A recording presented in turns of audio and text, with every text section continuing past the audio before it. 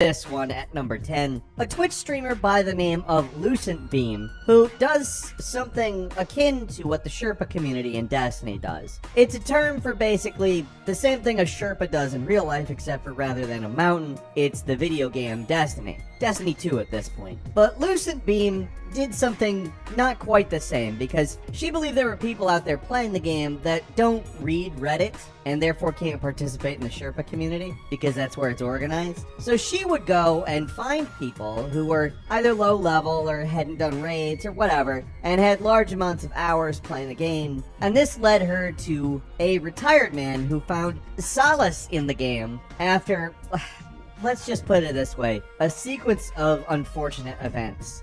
He had both his wife, his son, and others pass away. He was left raising his granddaughter, which I'm sure brought some degree of joy, obviously, to his life. But as this nice old man talked about, this game keeps his brain sharp. Lucent Beam messaged him after, doing a little research, finding somebody who she thought was appropriate to approach, and he ended up talking to her about how the game kind of became his sanctuary. This man experienced a pretty dark time in his life, at a time when you're really just supposed to be enjoying the fruits of your labor throughout the many decades you've been alive. Destiny got him through, and, well, the Destiny community ended up raising a bunch of money to send him to Guardian Con, and it really shows just how much a single game can do for somebody experiencing loneliness and loss.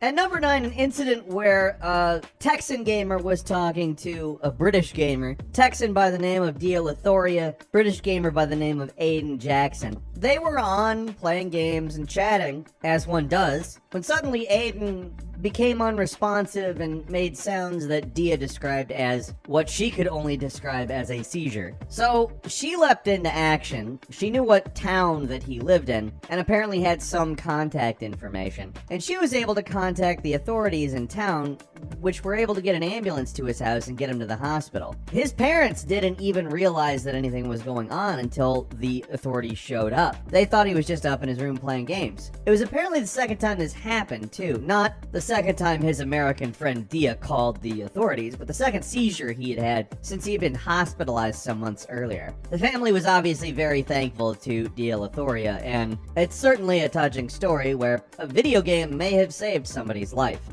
At number 8, some Pokemon Go players saved some abandoned animals, and not a few of them. A couple of Pokemon Go players by the name of Sarah Perez and Matthew Teague were Pokemon going to the park, attempting to capture some of the rare pocket monsters. They ended up finding something completely different, though. They found a cage of 20 hamsters and 7 newborn mice, abandoned in the park in a day that apparently was extreme when it comes to heat, and without water to boot. Obviously, that is not good for a bunch of little creatures simply exposed to sunlight through the bars of a cage. These two players took the hamsters and rats to the Houston SPCA, who then took them in and cared for them. Now, Sarah Perez said she wanted to be able to take some of them in herself, but she had a number of animals that would have made it unsafe. First being 2 dogs and the second being a pet snake. But it's definitely because of these gamers playing Pokemon Go together that these animals were taken care of when they were ultimately left to simply die.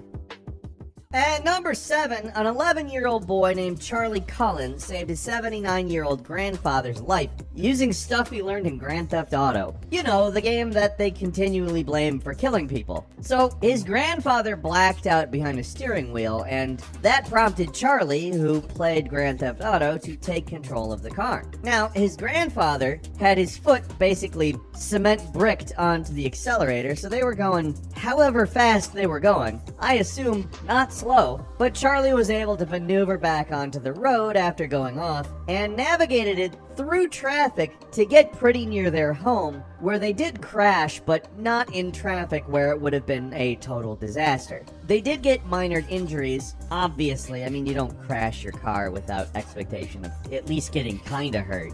But compared to what could have happened, this was incredible.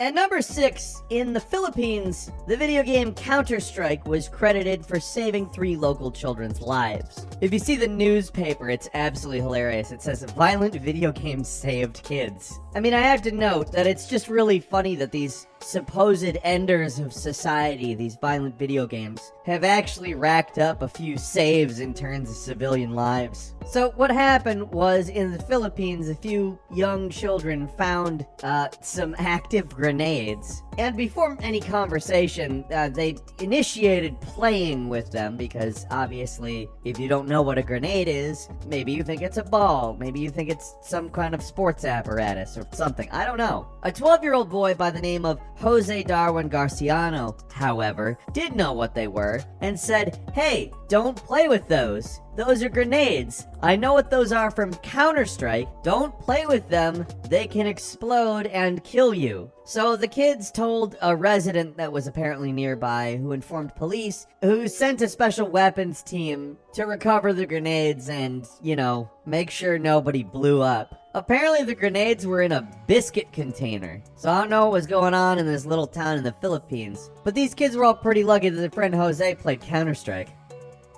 At number 5, a 10-year-old saved his grandma's life with a little help from Mario Kart. So a 10-year-old from Colorado by the name of Griffin Sanders did something very similar to the kid that saved his grandpa. So he was in the car with his grandmother, and his grandmother, who was 74 at the time, lost consciousness, seemingly from a heart attack. So Griffin tried to wake up his grandmother, and then realized, wait, that's not gonna happen. I'm gonna have to drive here. But I'm just a kid and I don't know how to drive. What is the closest experience to that I have? Oh, Mario Kart. So he used what he learned in Mario Kart, and what he did was, probably about as good as a decision as he could make, in that he took the car that was going at about 60 miles per hour and drove it into a muddy ditch on the side of the road. Why? Because going 60 miles per hour with traffic is a lot more hazardous than slowing down in mud, maybe even getting stuck. That's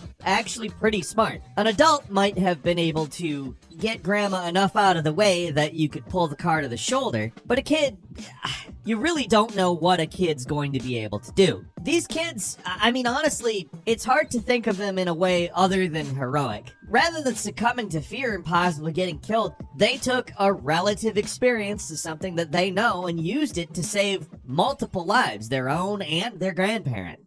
At number 4, a Norwegian boy averted a moose attack in which his sister was the prime target, using stuff that he learned in World of Warcraft. It's pretty wild, this one. I think this one's one that you're gonna find pretty amazing. So, Hans-Jorgen Olsen, who was 12, and his sister, who was younger, were walking through the woods and got attacked by a moose. Now, the prime target of the moose, like I said, was his sister, who was younger and probably hadn't played World of Warcraft. So what Hans did actually was pretty wild. He taunted the animal. I don't know exactly what the nature of the taunting was, as it's not listed in the article, but even though it's not World of Warcraft, the very first thing I think of is that goofy Fortnite L dance.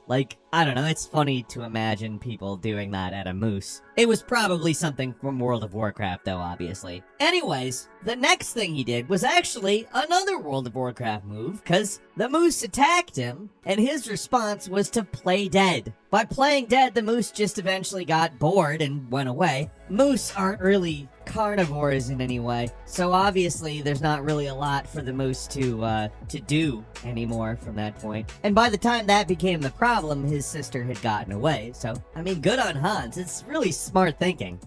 At number 3, probably one of the last things you'd expect to help stroke patients is a video game developed specifically for them, but that's what Recovery Rapids is. A means to help people regain mobility and independence in the comfort of their own homes. So basically, the patient/player embarks on a virtual river journey. Now, that's not the whole game. Essentially, the river is a means to get to various mini-games, which require the usage of effective affected limbs, mental faculties, etc., in order to complete. So the idea is that this is an alternative to traditional physical therapy that costs significantly less. Now, there's no real reason we need to talk about the nonsense of the medical system and why you would need something that costs less, but it's also very effective. Between regular telemedicine visits as well as playing the game, a study actually showed that people experience meaningful gains in motor activity that you would actually consider comparable to that of normal, traditional, in-person physical therapy.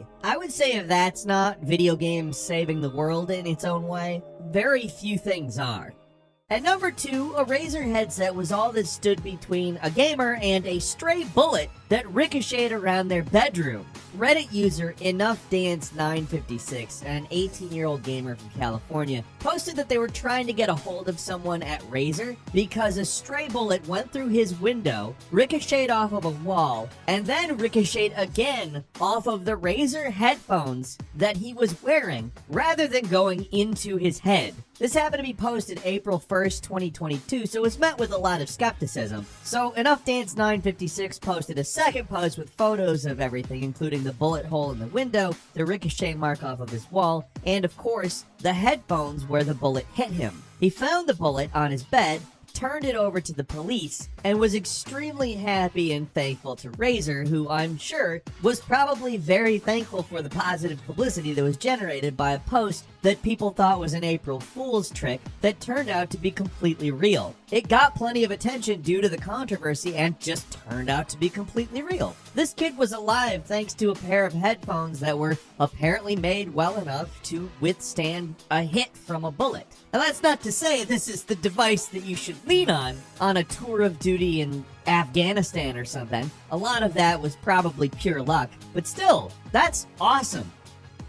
And finally, at number 1, scientists attempted to solve the structure of a retrovirus enzyme for more than a decade, and in 2011, gamers did it. Now, I don't know specifically why a puzzle game was made about protein folding. Perhaps it was specifically to entice gamers to attempt to solve things that scientists couldn't. In fact, that's seemingly exactly what the University of Washington actually designed this thing for.